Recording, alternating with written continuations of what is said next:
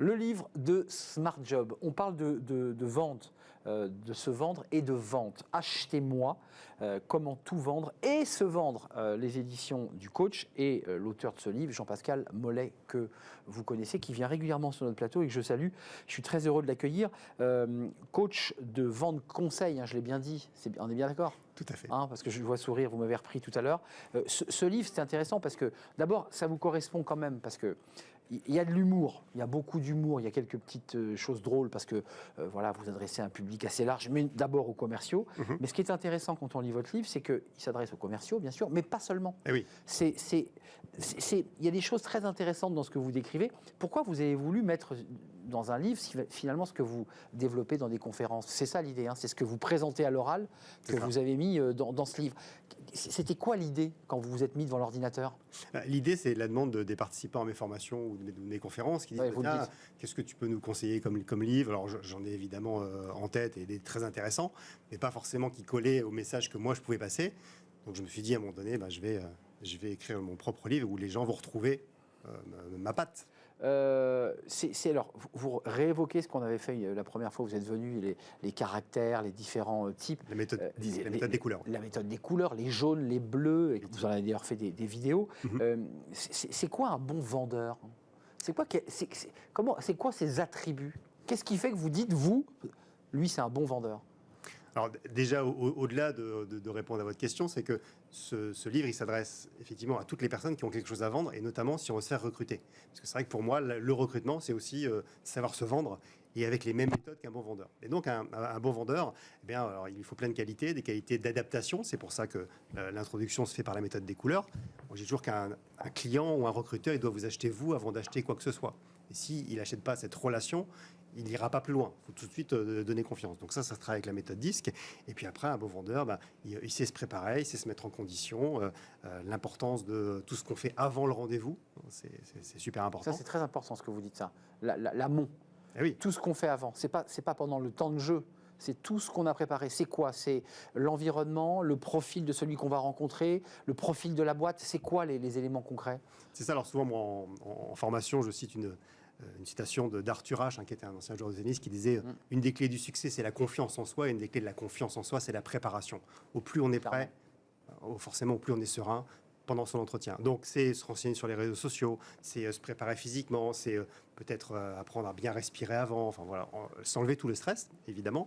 Et donc, un bon vendeur, il a ça, il sait poser les bonnes questions, il s'entraîne au questionnement ouvert, à la reformulation, à l'écoute, ce qu'on appelle l'écoute active, mais comme un bon journaliste. Vous faites la liste d'ailleurs, toutes les questions possibles, ouvertes, fermées. J'essaie d'en mettre un maximum. Il y a un danger, parce que vous évoquez quand même l'idée des questions fermées dans votre livre, vous en citez quelques-unes. Dangereux ou pas? On attaque par des fermées, parce que ça dépend ce qu'on cherche, c'est ce que vous dites. Une fermée, ça peut être utile parfois. Alors évidemment, on a besoin des questions fermées, mais qui arriveront beaucoup plus à la fin de l'entretien. Pour le oui ou pour le non. Closer, c'est oui ou non. Mais quand je veux apprendre à connaître la personne en face de moi et lui proposer quelque chose ou lui vendre quelque chose, il vaut mieux la faire parler et donc lui poser des questions ouvertes. Un journaliste, s'il pose que des questions fermées, il aura des oui et des non. Il n'aura pas beaucoup d'informations, comme un médecin. Voilà, donc en fait, on est dans cette dimension-là. Vous donnez aussi être différent au premier contact. Ça, je trouve ça aussi intéressant, parce que c'est aussi savoir se distinguer sans non plus abrutir la personne de mots. C'est quoi la subtilité? Ça se joue dans le regard, ça se joue dans le timbre de la voix, ça se joue dans le langage non verbal. Et dans le recrutement aussi, d'ailleurs, c'est important. Évidemment, on sait qu'un recruteur, déjà dans les 5 premières minutes, il sait déjà, sans poursuivre l'entretien, s'il y a des chances de travailler avec la personne ou pas. Donc là, la méthode des couleurs est importante. Et puis après, dans ce qu'on trouve dans le livre, c'est 4 méthodes un peu différentes pour se présenter. Notamment, moi, une méthode que j'aime bien et que j'utilise un petit peu partout, c'est la méthode de l'analogie. C'est être capable d'expliquer son métier à travers une image. Moi, je dis par exemple que je suis un magicien, que je fais apparaître les clients et disparaître les objections. C'est ce qu'on trouve aussi sur mon profil LinkedIn. Mais voilà, c'est forcément être marquant plutôt que de parler de la pluie et du beau temps et de la circulation comme bison futé, quoi. Exemple de formulation, aujourd'hui, mon métier, c'est d'être votre GPS et de vous faire choisir le bon emplacement, les bons matériaux, la bonne disposition. On vous facilitant le chemin pour arriver rapidement à destination, votre future maison. Pour un agent immobilier, par exemple. C'est vrai qu'on a plutôt envie de l'acheter, l'appart. Il faut quand même se méfier de la formule toute faite, parce que le type qui va lire votre livre et qui ne va pas le mettre, l'adapter à sa sauce, ça fait un peu plaqué. Évidemment. Il faut faire très attention à ça. On sent que c'est un message un peu répété. Il y a un danger. L'interlocuteur le voit assez vite, ça. Oui, alors oui et non, parce que c'est un peu comme dans le théâtre. C'est-à-dire que les bons acteurs, on n'a pas l'impression qu'ils ont appris un texte, comme ceux qui font du one-man show ou du stand-up. On dit, tiens, ils improvisent, mais en fait, il y a 90 ou 95% des choses. Énorme boulot, ouais. Voilà, donc c'est justement donner l'impression que tout cela est naturel. Et c'est du travail et de l'entraînement. Il y a une chose intéressante, alors qui touche les journalistes, parce que ça fait écho évidemment à notre travail quand on fait des enquêtes, mais vous parlez aussi de la difficulté d'accéder à l'interlocuteur à qui on veut parler. Alors là, c'est vraiment c'est la prospection. La prospect, hein, c'est les prospects, c'est les commerciaux qui vont chercher le client.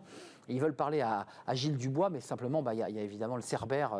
Alors là, vous donnez toutes les clés possibles. On sent que c'est du vécu, ça, Oui, Jean-Pascal. Alors moi, je l'ai fait moi-même, mais aussi, je coach beaucoup de commerciaux qui ont des appels comme ça, des appels sortants à effectuer. Et ça, c'est dur. Oui, alors c'est dur, mais ça fonctionne toujours, évidemment. C'est du temps, c'est de l'énergie, et c'est vrai qu'il y a des techniques qui fonctionnent mieux que d'autres. Ouais, enfin, sans spoiler votre livre, vous donnez 2-3 petits trucs, parce que vous faites style, on appelle la collaboratrice qui bloque, et vous faites croire en fait que vous le connaissez bien, et que vous deviez le rappeler, et on l'appelle par son prénom. C'est ça. Et sans citer son nom. Oui, alors oui. Je vais parler à Rémi, s'il vous plaît. Oui, c'est ça. Et alors, il y a un autre truc que je trouve. Je devais rappeler. Je devais rappeler. Et ça concerne que moi, en fait. L'idée, c'est pas de mentir. Hein. C'est pas dire c'est personnel. Ou voilà, écoutez, je devais rappeler aujourd'hui Arnaud à 14h. Je suis un petit peu en retard d'ailleurs. Tiens, si vous pouvez me le passer.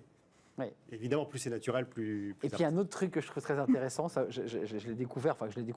Vous allez même jusqu'à faire sortir la personne de sa zone de compétence. C'est-à-dire que tout d'un coup, vous sortez des termes un peu techniques à cette personne, oui. Et là, elle est perdue. C'est ça, c'est-à-dire qu'il faut dépasser son seuil de compétences. Dire, je l'appelle concernant la mise en place de la certification Calliope de votre entreprise, par exemple. Donc quelque chose qui fasse que, oula, ça doit être grave, donc je vous le passe. Et pas, je l'appelle pour prendre un rendez-vous, je l'appelle pour présenter ma boîte, évidemment. En allant un petit peu plus loin, ce livre, il vous le destinez à qui? Évidemment aux commerciaux, à ceux que vous accompagnez, qui vous posent des questions. Mais j'ai quand même le sentiment que ça peut servir à plein d'autres personnes, ce livre. C'est pour ça que je l'ai appelé Achetez-moi. Hein, c'est qu'on doit toujours se faire acheter, quels que soient les univers dans lesquels on est. Et comment tout vendre et se vendre, c'est que, notamment pour un recrutement, il faut savoir se vendre, il faut savoir préparer ce rendez-vous, préparer les bonnes questions, notamment des postes de commerciaux. Le recruteur, il va être sensible à votre qualité de questionnement, d'écoute, à ce que vous avez fait avant, est-ce que vous avez préparé le rendez-vous, est-ce que vous êtes renseigné sur l'entreprise. Et ça, il va le voir. Oui, c'est ça. Donc, c'est la même chose. On doit se vendre soi. Donc ce livre, il est fait vraiment pour les gens qui veulent changer de métier ou pour les gens qui ont quelque chose à vendre. En fait, ce que vous nous racontez dans votre livre, c'est la rigueur que vous êtes imposée, vous l'auteur, dans votre carrière professionnelle. Parce que finalement, vous racontez des trucs, des techniques, bien sûr, mais j'ai le sentiment que chez vous, il y a beaucoup de rigueur professionnelle. Oui, parce que la vente, c'est un ensemble de méthodes. Mais c'est des méthodes qui sont là pour se faciliter la vie et se donner du confort dans notre quotidien. Donc quand on applique les méthodes, on se rend compte que ça fonctionne mieux. Et moi, ma grand-mère m'appelait, toi, tu es le partisan du moindre effort. Si je peux faire moins d'efforts, si je peux poser moins de questions, si je peux gagner du temps sur mes conclusions de deal, évidemment, je vais mettre en place une certaine rigueur. Vous reconnaissez qu'à travers ce livre, il y a beaucoup de choses pratiques, de conseils très utiles. Ça vous sera utile, hein, c'est vraiment un vadémécum très utile. Vous n'êtes pas dans une science parfaite, hein, Jean-Pascal. Il faut avoir beaucoup de modestie, vous le dites. Hein, bien sûr. Ça ne marche pas à tous les coups. Parfois, la personne ne vous passe pas le patron, même avec les méthodes de Jean-Pascal Mollet. Hein. Évidemment, si moi j'avais la méthode pour tout vendre à tout le monde, je ne sais pas si je serais ici. Hein. J'aurais peut-être Bill Gates ou Elon Musk. Et allez savoir, peut-être que vous seriez en visio des États-Unis. Peut-être. Yeah, Arnaud, how are you? Mais vous, pour finir, vous êtes un coach, un coach heureux, épanoui. D'abord, est-ce que vous avez été un commercial heureux et épanoui? Et pourquoi vous avez basculé finalement dans l'accompagnement et le coaching? Parce que vous avez envie de transmettre, de donner? Moi, je dis souvent que je ne suis pas forcément le meilleur vendeur, mais en tous les cas, je suis le plus passionné. C'est-à-dire que même quand je suis en vacances, je lis des bouquins sur la vente. Et moi, ça fait 16 ans que je fais ce métier d'accompagner les entreprises, mais après un parcours commercial. Et oui, j'adore la vente, c'est passionnant parce qu'il y a toujours des choses à apprendre, parce que chaque client est différent, parce que chaque interlocuteur est différent. Et c'est ça qui est passionnant. Et quand on réussit à se mettre d'accord, et puis on a envie de vendre quelque chose, et puis la personne dit en face oui, j'achète. Il y a de l'adrénaline. Moi, je me souviens quand j'étais commercial, je comptais mon chiffre d'affaires, etc. Il y a du défi, en fait. Oui, bien sûr. C'est Arthur H. et le tennis. Vous réussissez, avec vos bras, vos jambes, votre tête, à convaincre quelqu'un de signer en bas d'une feuille. C'est ça. Merci Jean-Pascal Mollet. C'est toujours un plaisir. Merci d'être venu nous rendre visite. Vous êtes souvent venu dans notre émission depuis 2 ans. Je voulais vous remercier. Vous serez là. Vous pourrez revenir, évidemment. La porte est grande ouverte. Merci d'être venu dans Smart Job. Belles vacances. Belles vacances, Arnaud. Ceux qui posaient le téléphone ou qui continuent à bosser pendant les vacances, vous 24, 7 jours sur 7. Ouais, jusqu'au bout, quoi. Quand on est entrepreneur, c'est compliqué de lâcher, je trouve. Jusqu'au bout. Jean-Pascal Mollet, comment tout vendre et se vendre. Achetez-moi. Achetez donc le livre. Donc sur Amazon. C'est Amazon. L'exclusivité sur Amazon. Voilà, vous êtes devenu votre propre éditeur. C'est ça. Merci Jean-Pascal. Belle belles vacances à vous et dans quelques semaines maintenant. On fait une courte pause, vous connaissez la formule, ce sont les experts de Smart Job dans le cercle RH. Il y a beaucoup de choses.